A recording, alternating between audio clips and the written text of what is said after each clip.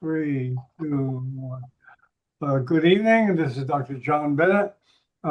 We have a webcast today with Daniel Rowe, a very patient gentleman. Uh, his title for today's talk is From Automation to Agency, the next wave of AI in acute stroke care, which basically deals with AI in neurosurgery, digital health, and cerebrovascular care, and neurocritical collaboration. Welcome, Daniel, and thanks for being patient.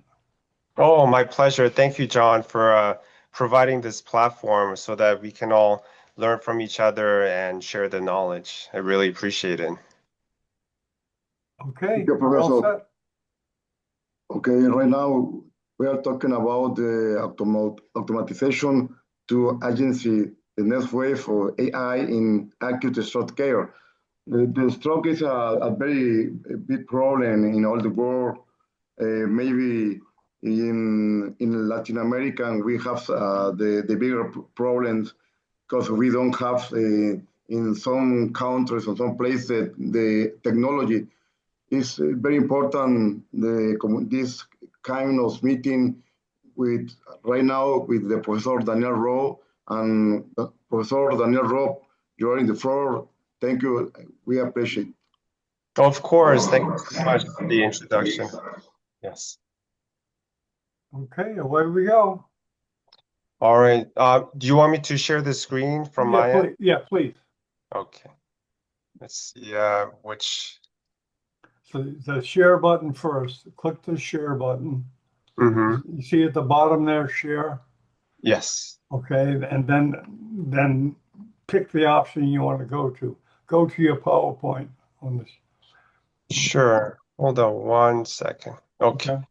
Do you see my PowerPoint? Not yet. You got to click the share first. Click the share. Oh, I thought I did that. Huh. No, first step.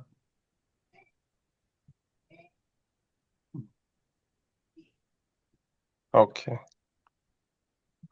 Hold on one Okay, second. yeah, sure. You'll figure it out. All right. Do you see the screen? Yeah, I can tell you're not sharing because you're not. I can tell. Click the share button first. You see the share? There you go. Okay. Okay. Perfect. You got it. All right. Let me just get rid of these things here. It's a bit of a technical. You do it once, you'll know. Click on the right side of the screen. Usually it goes to the next slide. When you click on the right side of the screen. You can see clearly. You can see clearly. Okay. Very nice. All right. So I will proceed. So everything's okay. You guys can see my slide okay, right? Yes, perfect. Oh, great. So the title of the talk is, as Dr. Reynaldo mentioned, is the automation from automation to agency, the next wave of AI in acute stroke care. So a bit of a background, I went to Stanford, I went to UC Irvine for medical school and neurocritical care fellowship.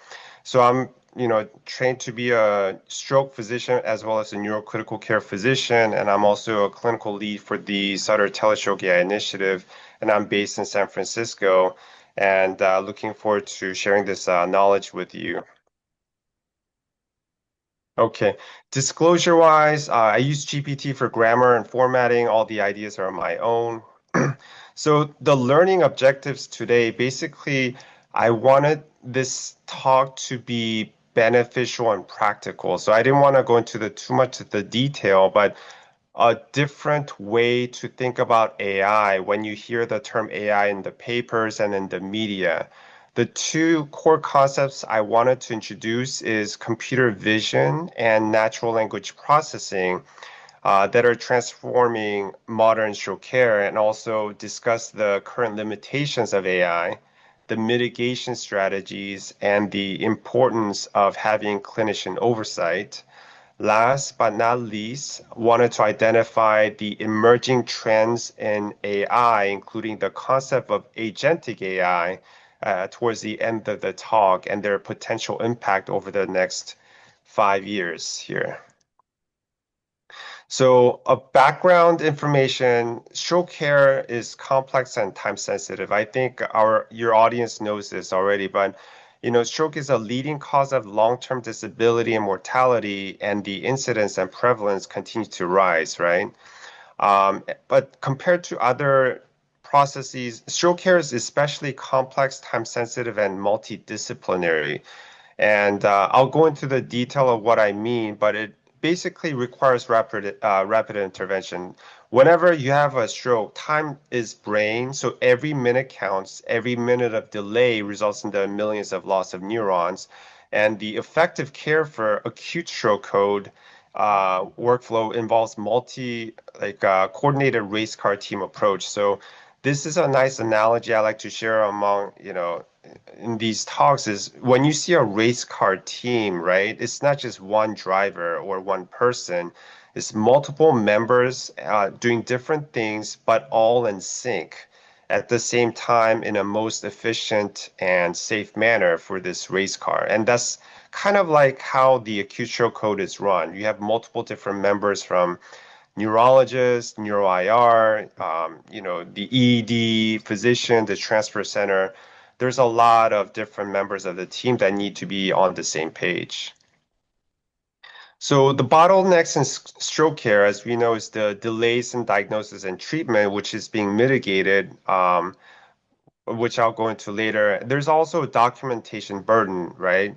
And it's not just for stroke, it's for all subspecialties and just healthcare in general. With the digitization of EHR, the number one or two issues that the clinicians face is documentation burden, which leads to cognitive load and burnout. So we'll get into how AI can help with that. For stroke care, though, as I mentioned before in the previous slide, is the communication latency in care coordination. That is the biggest bottleneck. As I mentioned before, time is brain, but stroke is so multidisciplinary. There's got to be a better way to coordinate this, right? Last but not least, as Dr. Reynaldo mentioned, is the resource and staffing constraints, especially in smaller hospitals. So, one of the ways I want to make sure that we know AI can help in stroke care is providing accessibility in these smaller hospitals. So there's definitely a need to reimagine stroke care. AI is already improving acute imaging interpretation and triage, including platforms such as Rapid AI, Viz AI, and ADOC, which I'll get into in the next few slides. But essentially, these are already well-established AI companies and platforms that help assist with detecting large vessel occlusions and trying to, decrease the latency in terms of diagnosis and the care coordination. But beyond imaging, AI can reduce documentation burden. It can assist with clinical decision making from both the clinical and operational perspective. And by leveraging AI, we can shift stroke care from reactive to proactive.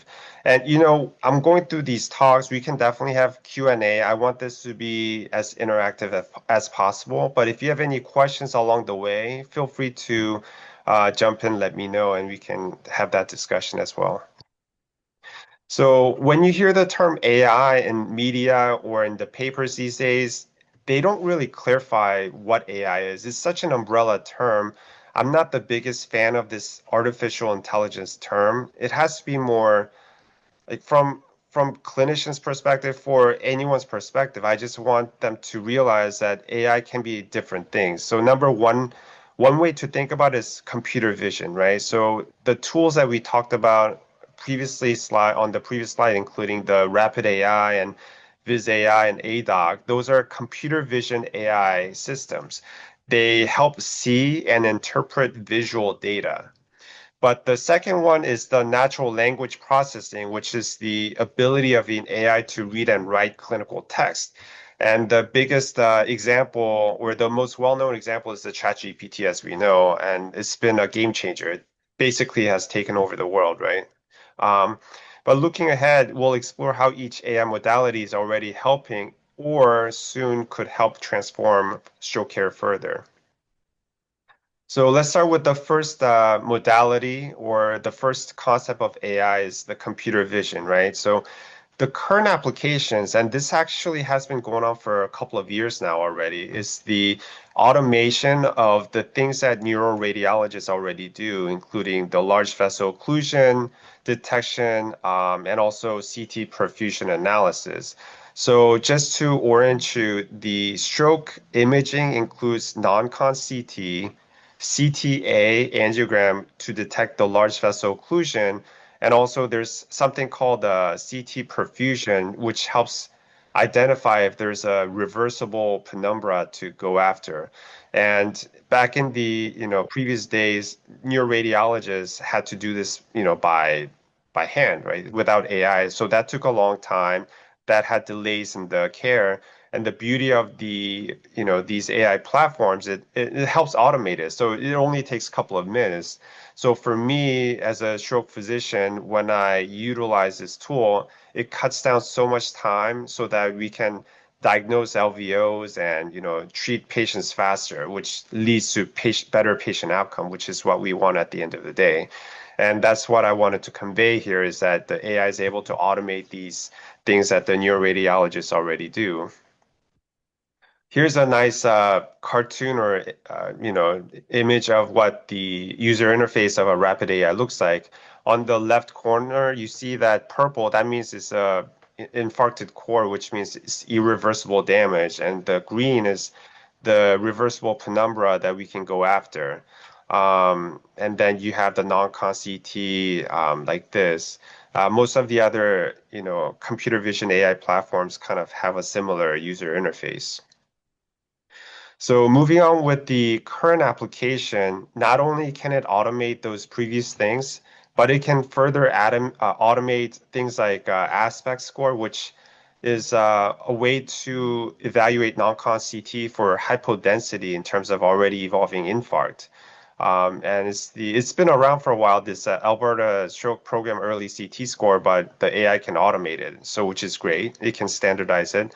And last but not least, this tool can provide accessibility for smaller hospitals where they may not have 24/7 neuroradiologists or neuro-IR coverage or stroke physicians. So I think the AI computer vision tools are amazing and being able to provide this amazing technology to patients in smaller hospitals who deserve the same care that other patients do. Uh, Moving on with the future directions of neuroimaging AI. So we talked about things that are already done, right, and proven. But just imagine anything you can think of in terms of what the neuroimaging requires in terms of detecting like subarachnoid hemorrhage, subdural hemorrhage, or intraparenchymal hemorrhage. These things will be automated by AI. There's no question about that. Already we're moving towards that direction where it's not only able to detect, but it's able to quantify the size of these things. So that's the beauty of it, right? It's able to quantify, measure the exact volume and be able to standardize this process. Not only that, let's say you have a concern for aneurysm, right? So you can have automated screening and morphology analysis of the aneurysm. So, currently we look at the aneurysm and the human neuroradiologist, they have to, take the measurement of what size it is. Is it a wide neck versus, narrow? But in the future, in the very near future, actually, the AI is able to automate this process, which will be great for not only, surgical planning and what have you, or monitoring. Also, it can detect microbleed detection, quantification, and amyloid angiopathy. So essentially, the only limit is basically our imagination at this point. The key takeaway for computer vision is that AI-based imaging interpretation is already transforming acute stroke care. It's improving speed, diagnostic accuracy, and very important access, right? But this is what I want to emphasize that AI is still susceptible error. At the end of the day, AI is still just a tool, and it must always be verified by the clinicians. And that's the key takeaway is that you don't want to be too dependent on these things. These things, AI tools will make an error, and your responsibility to make sure that you double check. So we talked about computer vision, but let's talk about the natural language processing, basically the ChatGPT functionality of AI. So NLP, the term, we'll just go over a quick terminology, is it's a long-standing field of AI that enables computers to understand, interpret, and generate human language. Actually, this field has been around for decades, but it hasn't been very beneficial until recently in the last couple of years when ChatGPT 4 came out, and that's been a game changer. So that's dependent on large language model, which is a new generation of NLP technology. Basically, it's a neural network trained on vast amounts of text data to understand context and produce natural human-like language. So that's the large language model. And the third definition or terminology that we need to be aware of as clinicians is ambient AI. It's applications or a technology built on large language models that listen passively to clinical conversations and automatically generate documentation, such as a bridge. Have you guys heard of these tools like a bridge by chance? Ronaldo, have you heard of Bridge? Warren? Bridge? Sorry. Tu oído de puente un bridge? Un bridge? Yes.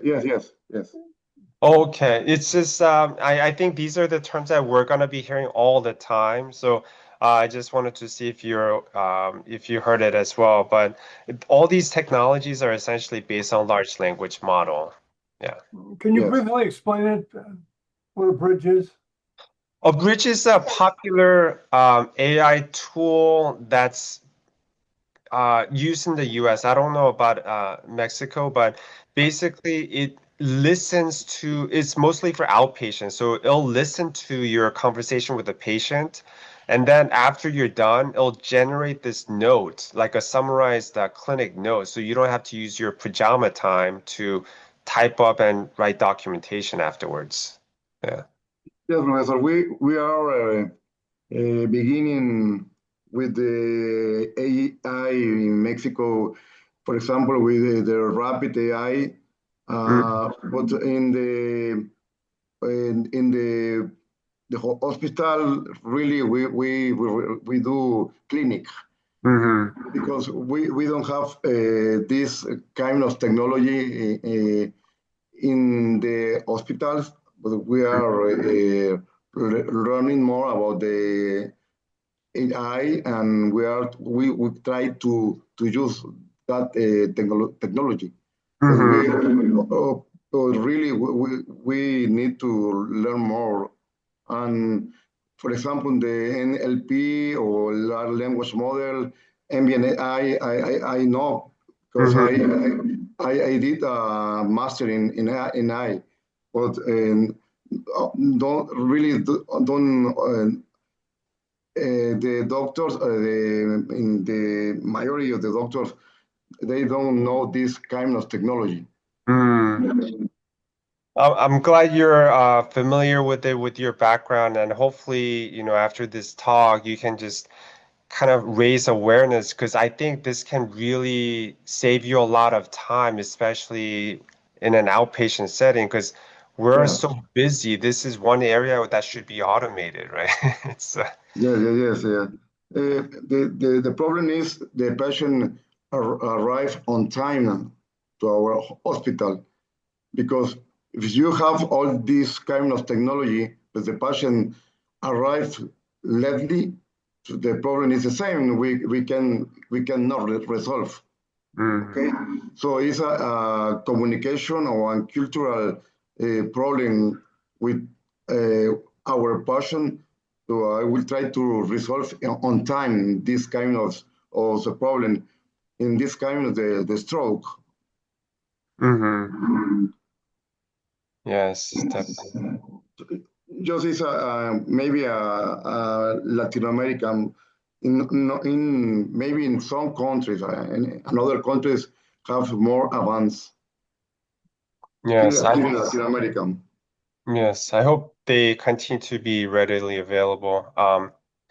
Okay, so we'll continue with the some of the emerging applications for NLP. So we just talked about number one, clinical documentation in some detail. So that's one. But number two, I just wanted to introduce the fact that, like Epic EHR, they're coming out with these AI tools to help summarize or assist with inbox triage and messaging as well. So we'll get into that example.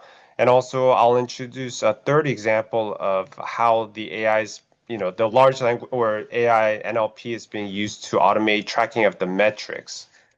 So moving on.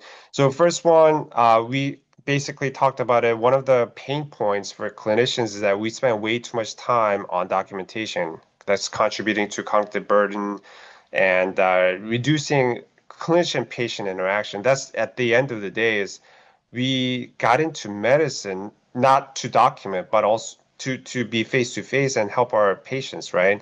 And this is one of the ways I think where the technology can really help is the example of the ambient AI tool that, for example, a bridge that are being used. And this is just a number saying that is definitely saving clinicians time, at least in the US. So it's a work in progress, but I think this has been pretty beneficial thus far.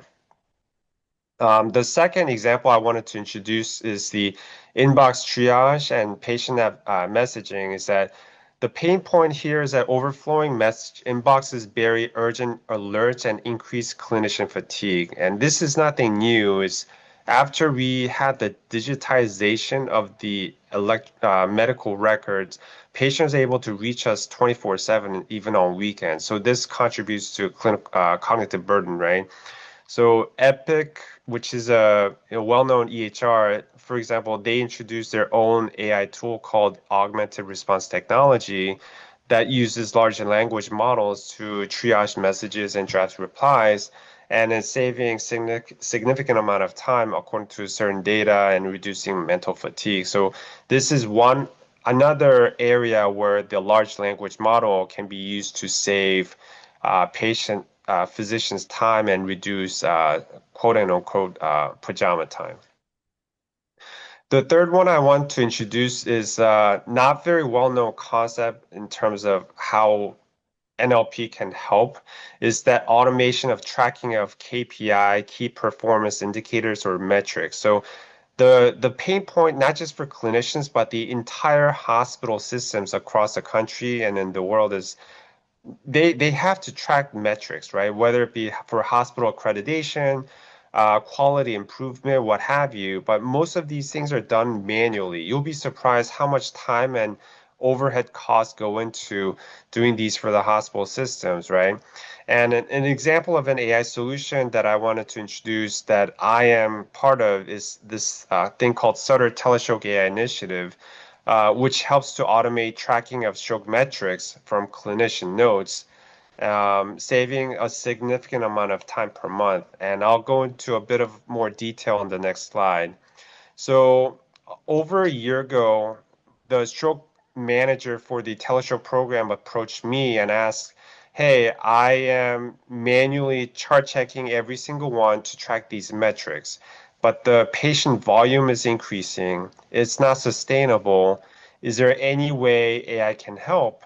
So I was brainstorming and essentially I was able to collaborate with the clinical team, AI team, and data team, and Epic team, actually. It was a lot of cross-functional uh, teams that needed to be involved to co-develop this end-to-end pipeline, integrating, automating the extraction of these metrics and pushing it back into the Epic dashboard. So the benefit was that it was able to automate the previously manually done extraction or abstraction of these keystroke metrics from the clinician notes. So for stroke, we need these timestamps, right? For example, when the patient arrived to the ED, when we got paid, when we returned the page, and also when we provided the thrombolytics or even transferred the patient for large vessel occlusion.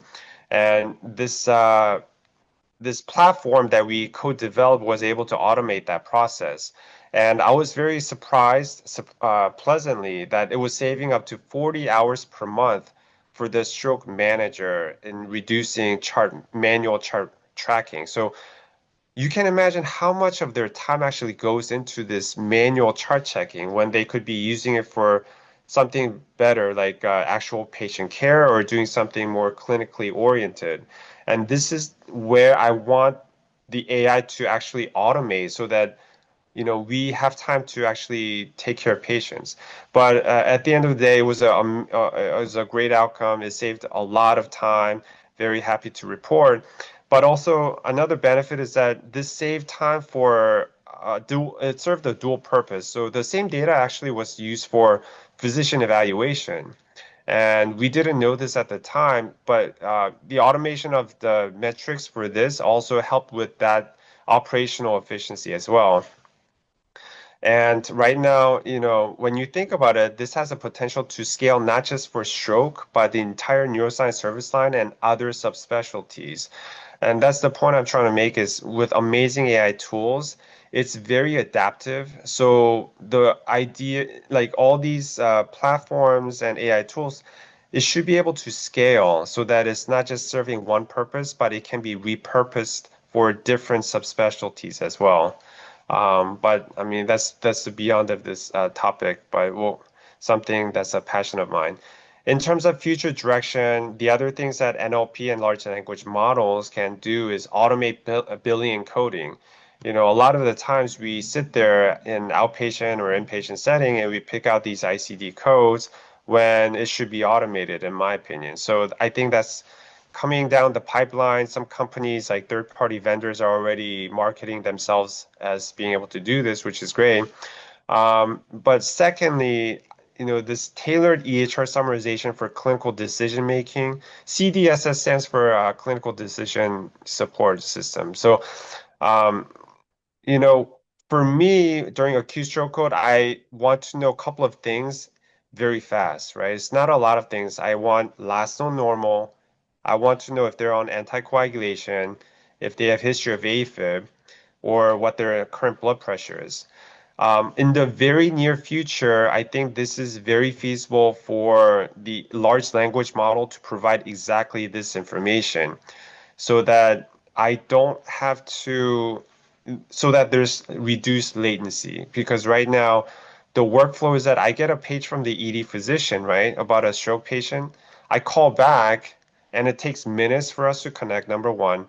Number two, the ED physician doesn't have all the information off the bat because they're busy as well, right?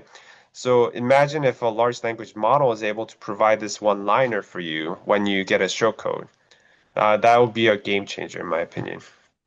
I'll skip the third benefit for now. Is patient navigation challenge. It's more of an outpatient challenge.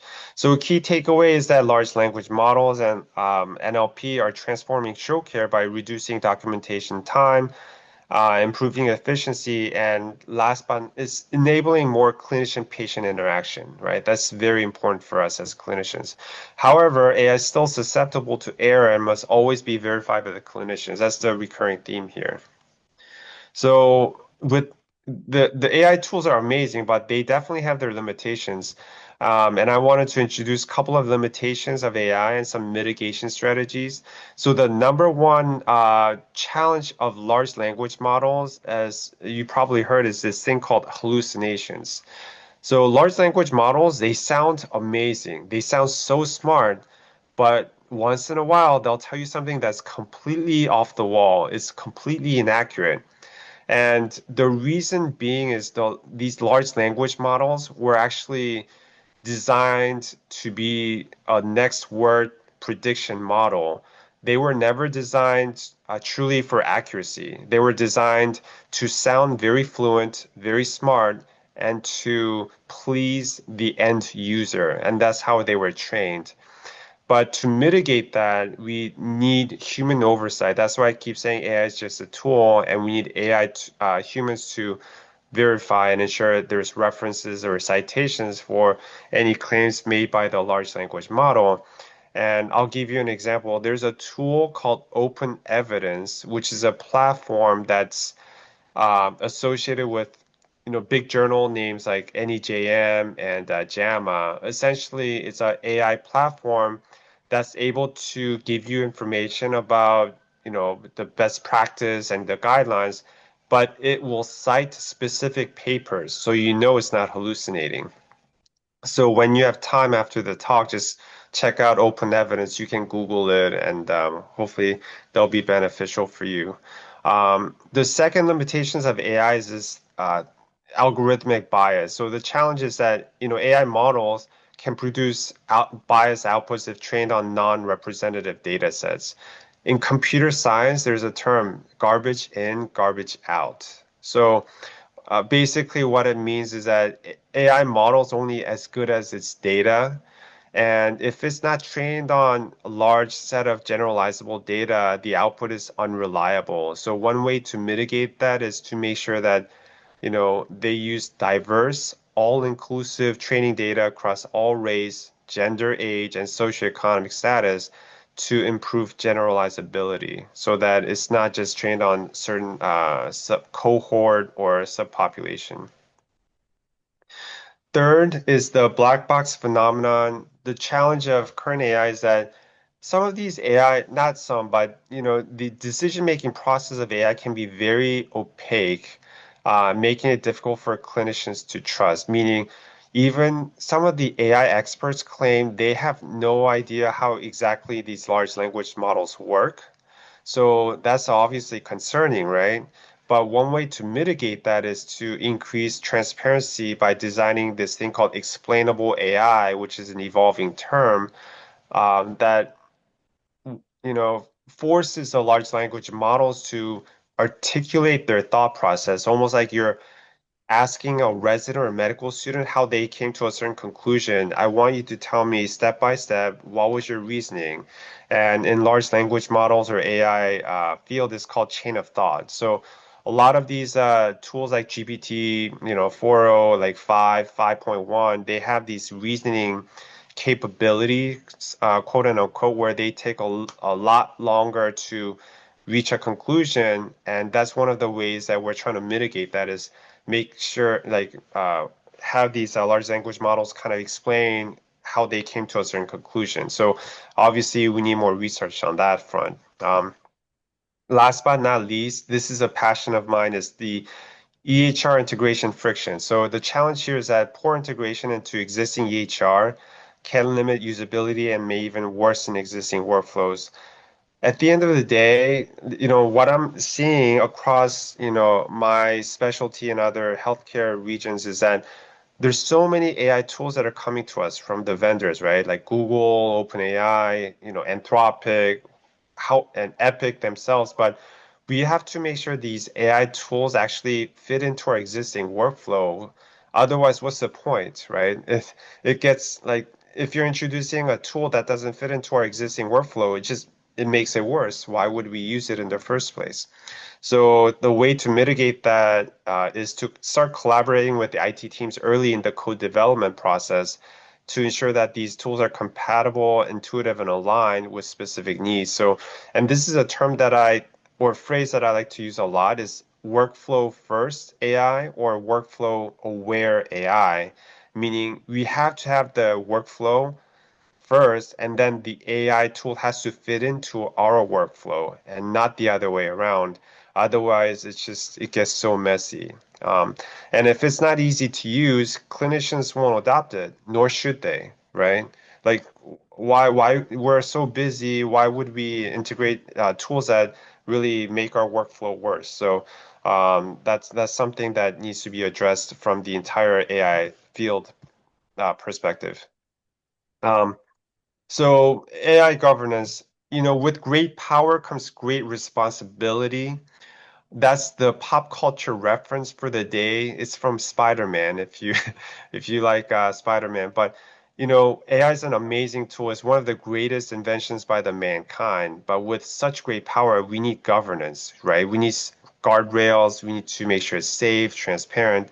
So the purpose is to make sure that it's safe, ethical, and transparent, and it prioritizes patient outcomes and trust.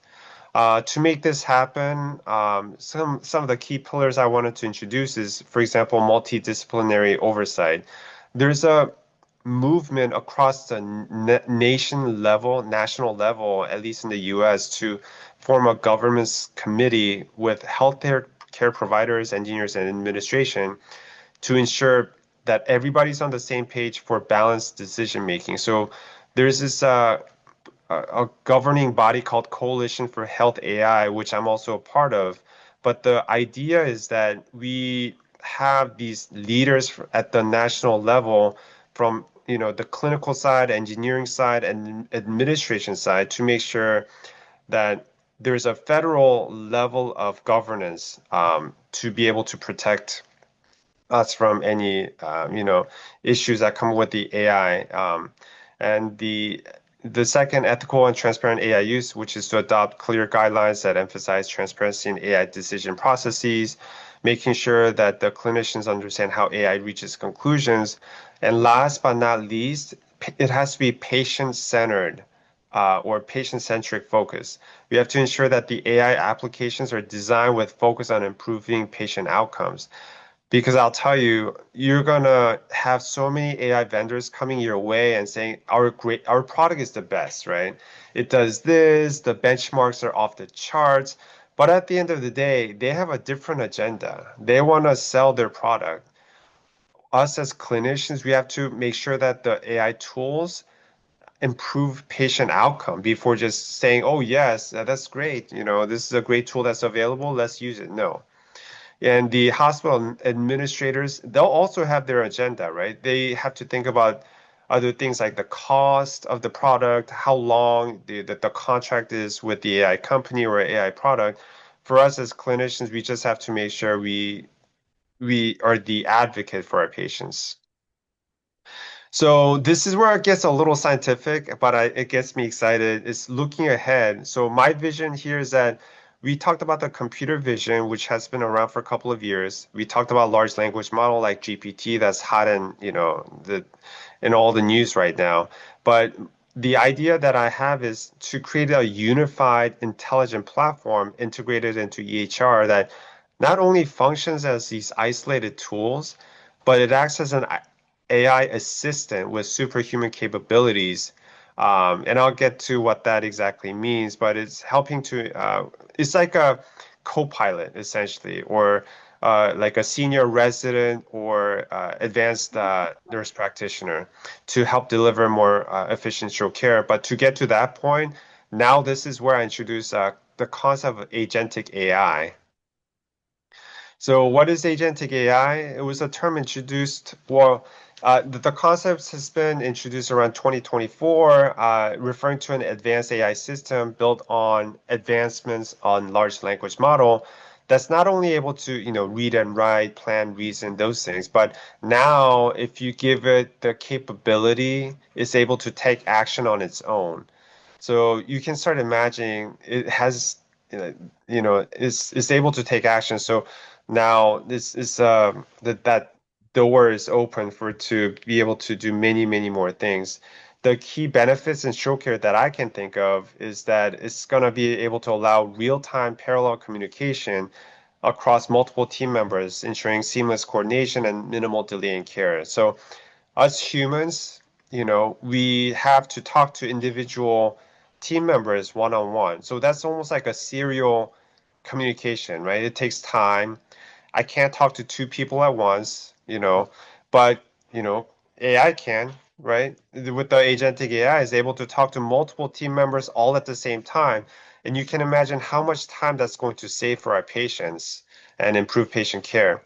Not only that, is able to anticipate clinicians' next steps and is able to handle multiple stroke codes simultaneously, ensuring minimal delays in care. So I'll tell you, I had a telestroke shift this morning, right? And I had multiple stroke codes at once. It's very difficult to give the same amount of detailed attention to each individual patient.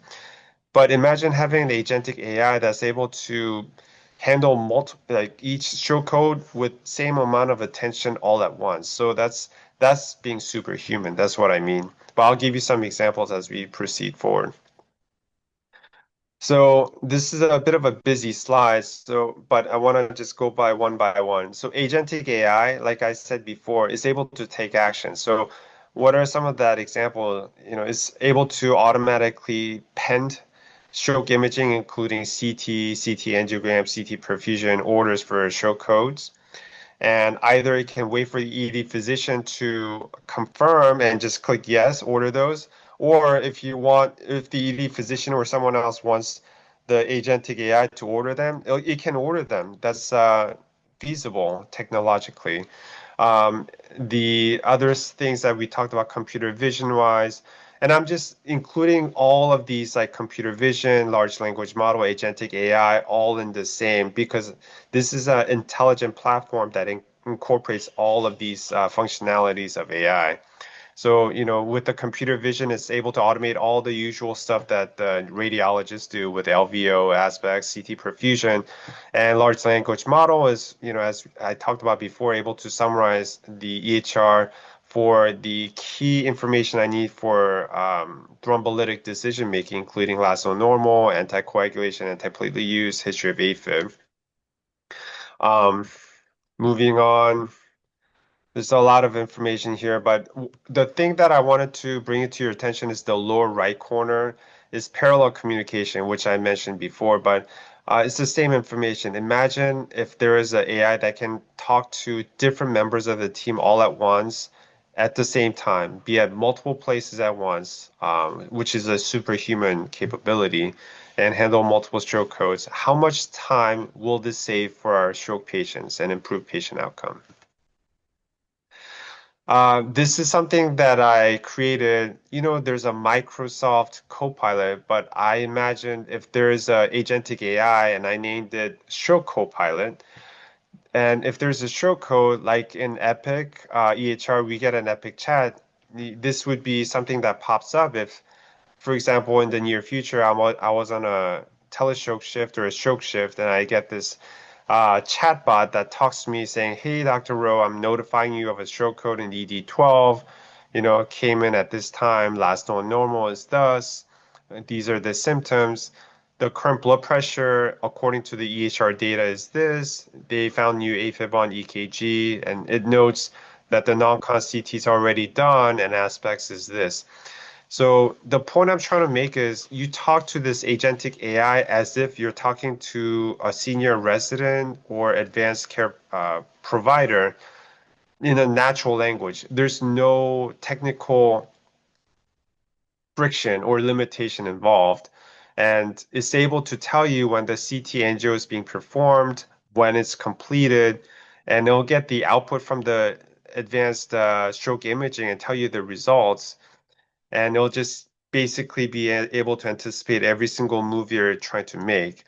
And this is great. This is amazing, right? It's going to save you a lot of time. But at the end of the day, like I mentioned before, AI is just a tool at this point. You want to make sure you double check if before giving a thrombolytic like a TNK or a TPA, you have to talk to the ED yourself with a human to make sure that there's no miscommunication. All this is to prepare you and to save you time before you make that final call as the human clinician. This is one of the last slides. The takeaway here is that agentic AI system has a potential to serve as an AI super assistant while remaining explainable and human verified. So it's designed to augment, not replace clinicians. As I mentioned before, that's the recurring theme here. A human must always remain in the loop. And this diagram is something that I conceptualized to help other clinicians and non-technical colleagues understand what I'm trying to convey here. Right now, with the Epic EHR or any other EHR, like electronic health records that we use, we're only at the bottom, the layer one, where there's data and interface layer. So we're essentially just interacting with that data layer. But the problem is, you know, we're that's I think something that needs to be improved with ambient AI, large language models, and things like a bridge and those things. Now we are starting to see the hint of layer two, which is the large language model layer. You can think of this as a conversational or a translator layer for us to communicate with the AI to extract any information of interest from the EHR. Because right now, I don't know about you, but for me, when I look at the EHR and I have to navigate through those tabs, it's mind-boggling. It's the navigation of these EHR electronic health records. It's almost like you have to be a machine to know how to navigate and go to this tab, go to that tab. Where do I find this information? Did they scan the EKG on this media? I don't think that's not the right way to go. We need this large language model layer that's able to communicate or have conversation with us so that it can tell us anything about the patient from that layer one with us so that we don't have to have that steep learning required to navigate through the EHR. So that's the layer two that I'm referring to. And the last couple of slides I talked about the agentic layer, that's where the AI is able to take action, such as ordering labs, ordering images, and coding. But this pyramid it's like a good way to like conceptualize where we are. Like we're only at layer one right now, and we're starting to see the hint of layer two. But in the next couple of years, the layer three will come online, and that's when the whole game will change. So I think this is good to keep in mind. So conclusion, AI holds enormous promise to transforming stroke care. We got computer vision, that's been around for a couple of years. Amazing benefit thus far, and large language models recently, and agentic AI that's starting to really be up and coming. The success of all this depends on collaborative, team-driven effort to ensure responsible AI. Like I mentioned before, this is especially in acute stroke code or stroke care.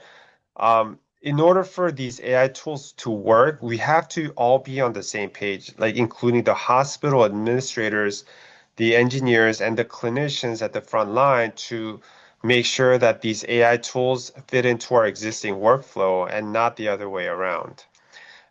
Third, AI is only a tool. It's designed to augment care. It's not going to replace clinicians, in my opinion. And looking ahead, the same principles using AI to surface insights and streamline workflows, it can scale beyond stroke. And this is how we'll deliver faster, smarter, more connected care for all our patients. So, you know, the all these things I've been talking about is referring to acute stroke code because that's my area of expertise and neurocritical care. But this can be scaled to any other subspecialty if you think about it, like, epilepsy, movement, neurosurgery, even beyond neuroscience, cardiology, they do the same thing, right? For STEMIs, they have to check the timestamps, all those things. Yeah, I mean, this is the beauty of AI is that it's so adaptable, it can be scaled. I guess that was the next slide. And these are some of the common questions I get, but we don't have to go into these specific questions. I just wanted to open it up. If you had specific questions on your own, or we can just go through these questions one by one. It's up to you. But I think that was it. Professor, this was a very comprehensive sorry, sir. Oh, thank you. Yeah. Can you hear me? Yes, please finish. Sorry. Oh, no, that was it. So yeah, these are the frequently asked questions. AI replace clinicians? Obviously, no. Is AI just a hype or is it really making an impact? I mean, so I love talking about this stuff, right? There's AI bubble, right? That people are talking about. Is it really providing benefit? The investors have spent so much money because they see the value of AI, but there really hasn't been a good return of interest, like ROI. And in a sense, I think we are in a bubble, but it's definitely gonna make an impact. It's not a fluff, right? So that's one aspect. And how do we stay up to date with the rapid changes in AI in medicine? Having, these talks through this amazing platform that John provides, this is one of the ways that we can make sure that the clinicians stay up to date, right? It's basically the responsibilities on us to help each other like I like to think of it as a no doc left behind, because the doctors are so busy, but they have their own, like they do their thing. There's like, they go to the hospital, they see the patients, and they don't have time to catch up with the AI news and things like that. But unless we come together and really help, like make sure that everybody's on the same page, it's gonna move so fast. That's the difference between this technology and all the rest. And how do we make sure AI actually works for us in the current workflows is the concept of the workflows first, or work aware AI, that we as clinicians at the front lines, we're in a very special place, because the AI engineers, or those who provide these AI tools, they have no idea what we go through, right? Yeah. We're the ones who have to provide specific use cases for how these AI tools are going to be used. Otherwise, how's it going to benefit the patient? So that's my soapbox, is that we as frontline clinicians, we have to take responsibility and provide these specific use cases and feedback, so that they can alter or revise the AI tools, so that it works for our patients. Daniel, excellent, excellent. That's why I love Zoom. It promotes collaboration. It Mhm. promotes collaboration, and I hope to put you on the same page with other people on the forefront of this area. And I'm not a neurosurgeon, so I have time, and I want to spend, because you guys are so busy with the clinical practice, plus you have this intoxicating amount of data, and somehow we have to wade through it and give you guys the important stuff. You don't have time. Yeah, of course you do. It's your specialty. But the average regular neurosurgeon, we've got to lead them to the best ways of thinking. Exactly. Just a couple of questions I have. Uh, Google Gemini do you think that's one of the better models? You never know, because they promote, and I Mhm. assume it's a great product because Google says it is. How do you feel about that? Do you feel it's one of the best language models? It's interesting. Google is in a very like a special place. It's got its own ecosystem, right? So not only do they have the data, right, because of the Google search engine, they have their own training model. Um, Compared to OpenAI, which is, they don't have their own data. They have their large language model, but they did pretty well. I would say Google Gemini, if you look at the trends, I think it's going to be bigger than OpenAI GPT. Really? Google Gemini, they recently released the Gemini 3. Right. Amazing. It's to answer your question, I think they're gonna be like at the top of the game. They do an excellent job, and it's not just large language model, it's now multimodal. So they also released the image generator called Nano Banana Pro, which is a funny name. Yeah. But it's It this sticks in your mind. yeah, but it's trained on Gemini 3. So I think it's really good. Really Yeah.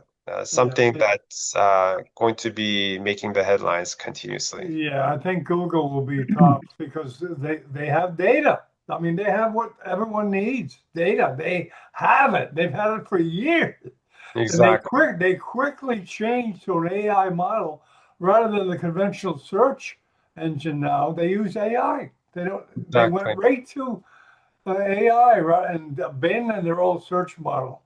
So if you search for something now, it's a Gemini AI. So Exactly. And it's interesting, even over a year ago, remember, like, it's like the news media were saying, oh, Google's falling behind, behind OpenAI. But yeah, they're planning it. yeah, look how far they came so quickly. Yeah. Well, they asked Eric Schmidt, the ex-head of Google, is AI overstated? He says overstated. It's understated. Hmm. He said it's just starting, and I think we have to listen to someone like that.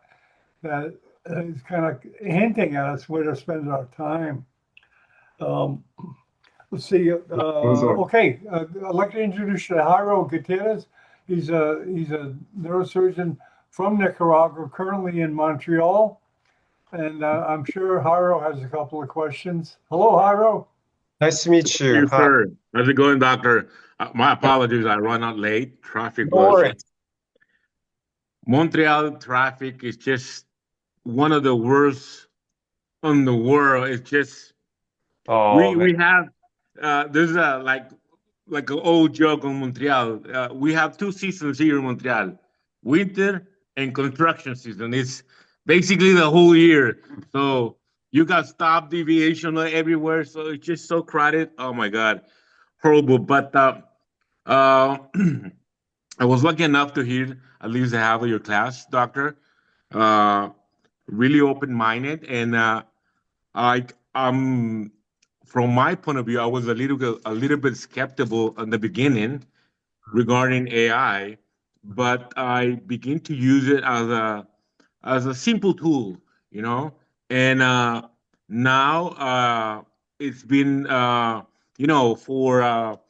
database for like you want to do, let's say discuss any type of topic or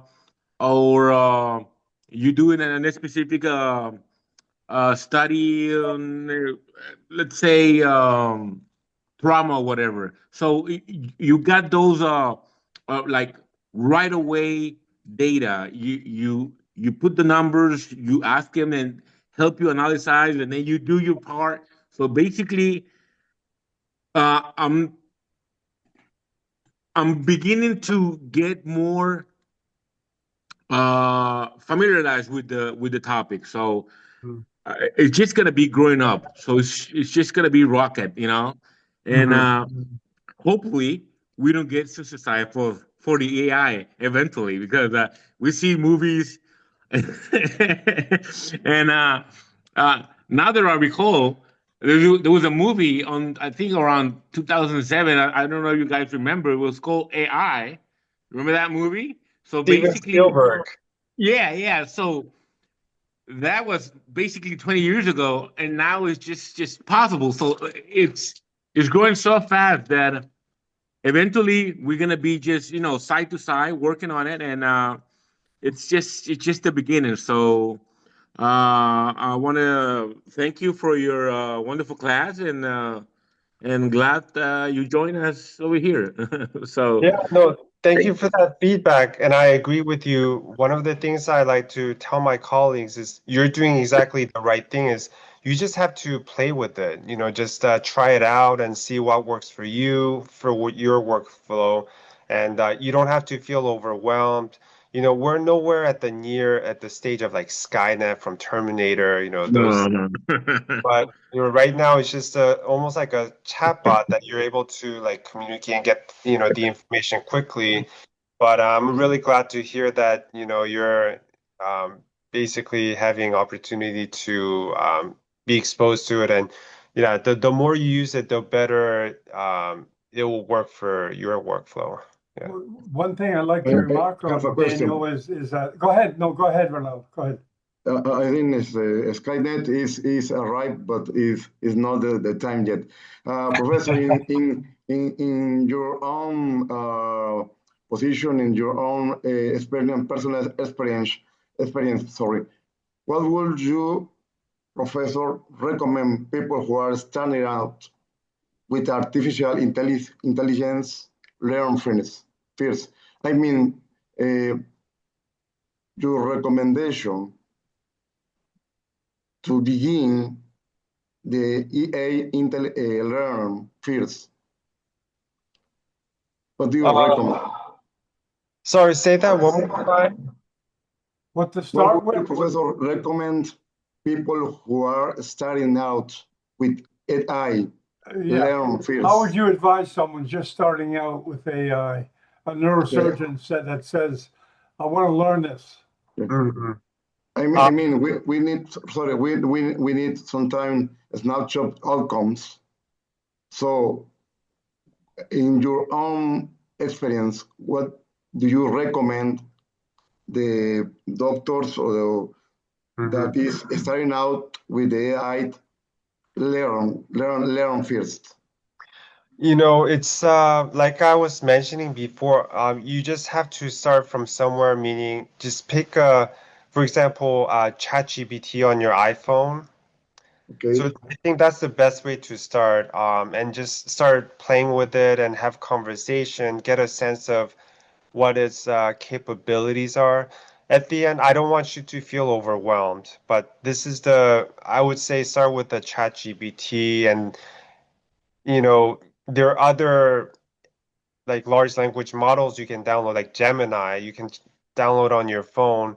So that's a good way to get introduced to how large language models behave so you can experience the mistakes they can make, including this quote unquote hallucination. Because a lot of the times, they'll start using it, they think it's amazing and basically trust it all the way and not realizing it can make mistakes. It can definitely make mistakes. So it's basically trial by an error at this point. But start with the ChatGPT, start using it, and also I think the ChatGPT itself will help you learn AI, meaning you use AI to learn about AI. So download the ChatGPT, start asking it questions like, "Hey, I'm interested in learning about AI. Can you simplify for me?"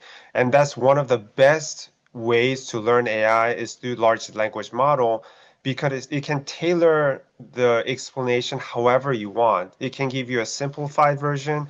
It can go into any detail you want. It's like the best teacher ever, to be Yeah. honest with you. Yeah.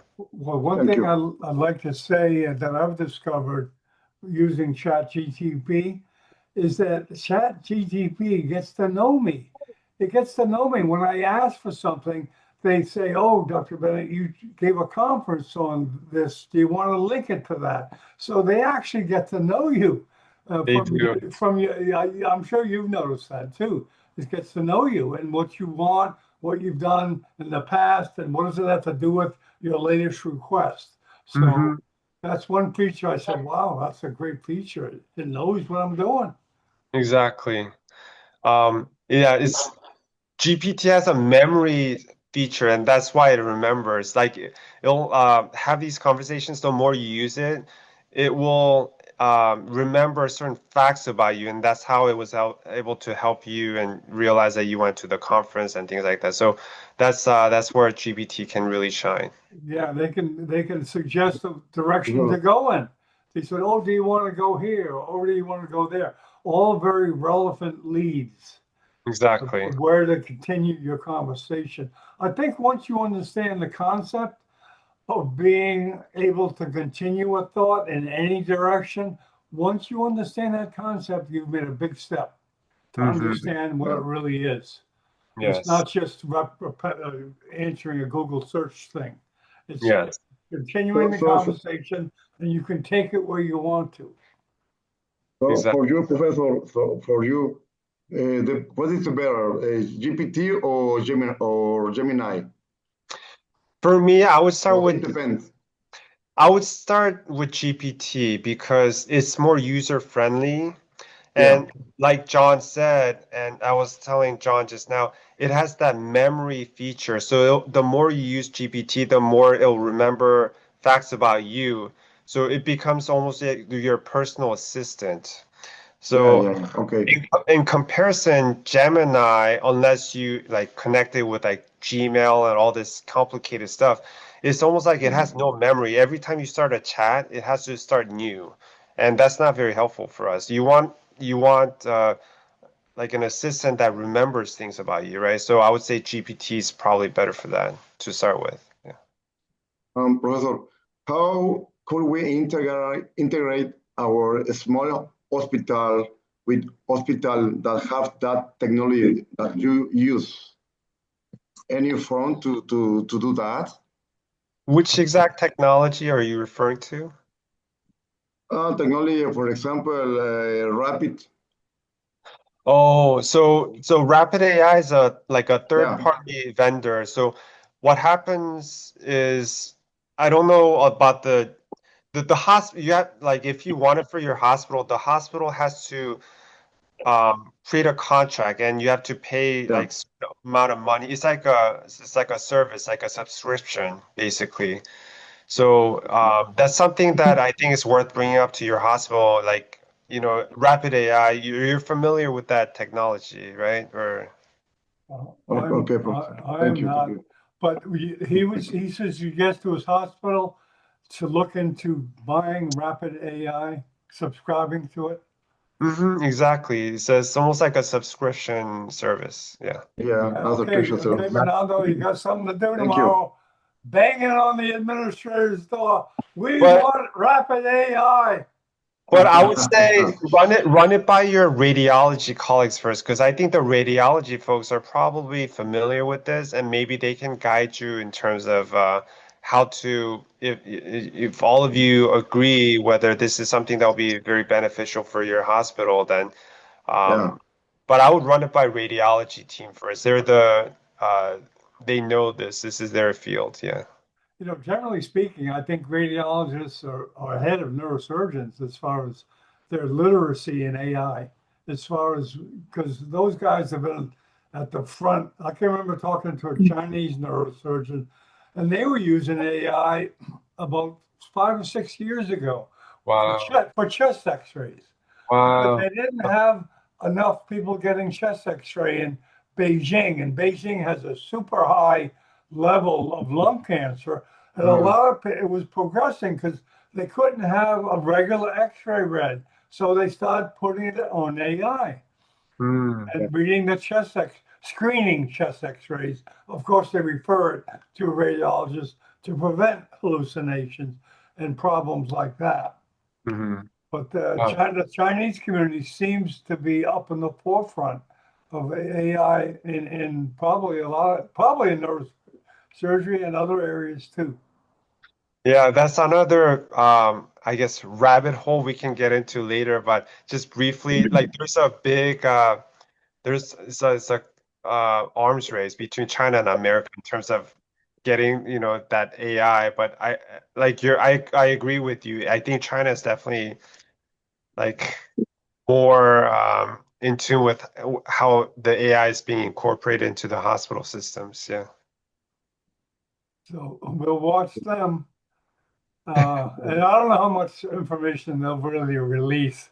Uh, I 'Cause don't think I'll. they don't want the USA to get ahead of them Yeah. with AI. Um, So if we could, because we've Sometimes, done Chinese webcasts with Bin Zhu. He's a big cerebral vascular guy in Mm. Shanghai, and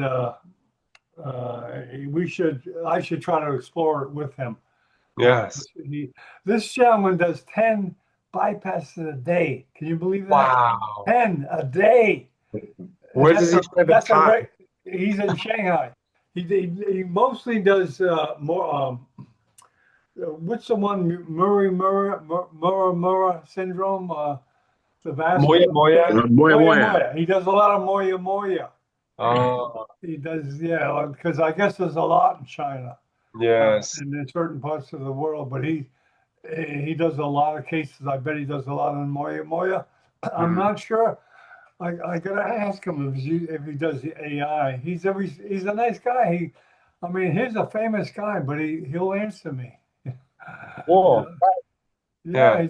I hope I get him to introduce him to you. Oh, that would be great. Maybe I can get him to come on a webcast, and Okay. you can give him a tutorial Sounds good. because he would welcome. He's pretty open to education. I think he might do it, but I'm definitely going to reach out to him and to reach out to any other person you want to get on the screen with. If you have a guy you want to collaborate with mentally, just let me know. Say, John, can you get this guy? Can you get that guy? And I'll work on it, trying to get those guys, you two guys on the screen. And then we Thank just kind of sit and watch. Thank you so much, John. That would be great. I'll definitely take you up on that offer. Yeah, we could build a little community, and you could be collaborating with whoever you want to collaborate with on the screen. And of course, we just sit and listen and pick out some pearls. Yeah, it's fascinating for me because I'm not a neurosurgeon, and I'm starting at an equal level that a neurosurgeon is. I'm a regular doctor, but I'll know AI probably as well as most neurosurgeons do. And then if I Yeah. can spend more time, I can curate and collate the information to save the neurosurgeon time. There's just like I think Ronaldo referred to the tsunami. It's almost you feel like you're drowning in information. What do I do? I'm not going to start it. I don't have time to do all that. Well, hopefully neurosurgical TV can bring in the good stuff so you won't have to waste your time with a lot of stuff that's useless. Because neurosurgeons, they don't like things that are useless. They don't want to hear it. Yeah, and I think this is an amazing platform for that purpose, is to make sure that there are no docs left behind, and we don't feel overwhelmed or drowning in Oh, this everyone's big yeah, drowning in information, and we need to not at least lead them to the light. I yes. try to lead them to the light. But neurosurgeons are pretty good at realizing what's useful and what's not, because the time is limited. Even when that's one thing that impressed me about neurosurgeons when I started doing this about 8 years ago. Hmm. But they're called laconic. That's from the Greek city Laconia. Very brief, curt, one line answers. They don't give paragraphs and this and that. One line, one sentence. That's it. Yeah, yeah. That's it. And they're not being cruel to you. That's just the way they communicate. Wouldn't you say, Hiro? Neurosurgeons are very curt, very short, but no, they answer, but in a very sparse style. They want the kernel of the information. They don't want any flowers. They want the cream of the crumb. Yeah, Hey, actually. John, listen, you are a neurosurgeon, man. All this year, all these topics, you're a neurosurgeon in Fieri without Well, title, but I can I kind of bet you recognize. are, man. No, I He can. has a diploma Thank you, right now. Hiro. I Yeah. just hang around a lot with neurosurgeons. No, man.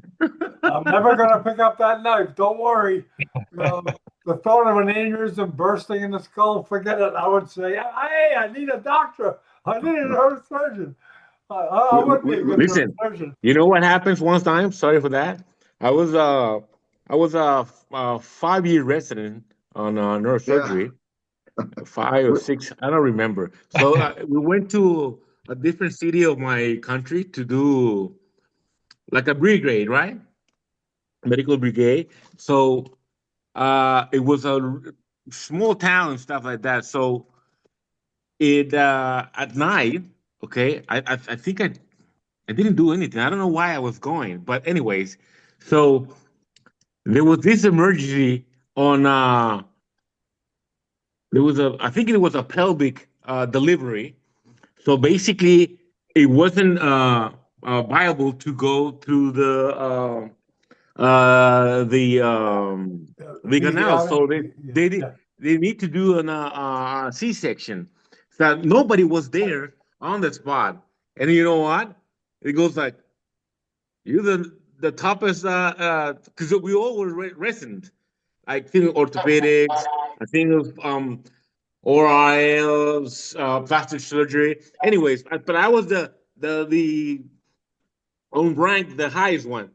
So when I was a general doctor, I used to work for the obstetrician department. So I said, you know what? I think I remember this, and I did it. I Wow. still remember what I did when I was a general doctor, and I goes like, "Hey, there's nobody there to do it. I have to do it." I did the C-section. My my buddy of mine, he's an obstetrician. He does a C-section in 20 minutes. They go really fast. I Uh-huh. think I did it like in an hour or something, but at the end of the day, I was lucky enough to do it. But for like hearing stuff and remember stuff, so what I'm saying is that for sure you could do at least fracture surgery, like over here and see follow on the step. I'm pretty sure you could do it, man. So they're gonna give you the title. Yeah, yeah. Well, let's go from there, Daniel. I won't take you too long, but a good starting point might be if you can send me a list of, say, 10 guys that you really like to sit down with on the screen and discuss AI. Give me that list and I'll try to hunt them down for you. Okay. Okay. I'd love to ask you to do a series, but that maybe, I don't know if you want to. If you feel you want to do a series, you're welcome to. Yeah, I think I'm definitely open to it. I think this is not a topic that we can do just once. So, yeah, I'm definitely open to that idea in Oh, terms of, great. Okay. yeah, so I Okay, think, let me know a good time. Just think about it. Let me know a good time. I find that maybe once a week would be good, maybe for 4, 5, 6 weeks on whatever time that's good for you, and maybe build a little community and invite people you want to invite to discuss. And I apologize for this webcast. It's not a good one. I didn't do the right thing, but the next one will be more people. oh, no worries at all. It was a pleasure. And, you know, the schedule the next couple of weeks may be a little iffy, but definitely I think a series is a good idea so I can just share more information as I. Yeah, let me know when. We're ready to go. We're ready to go. Right, Ronaldo? Right, Jairo? Yeah, yes. Yeah. Welcome to this Oh, club. yeah, I Pleasure. appreciate it. Thank you so much. Pleasure. A true pleasure. Thank you very much. A pleasure. Thank you. Of Okay. course. Have a good day. Thank you, guys. Thank you. Bye, Jairo.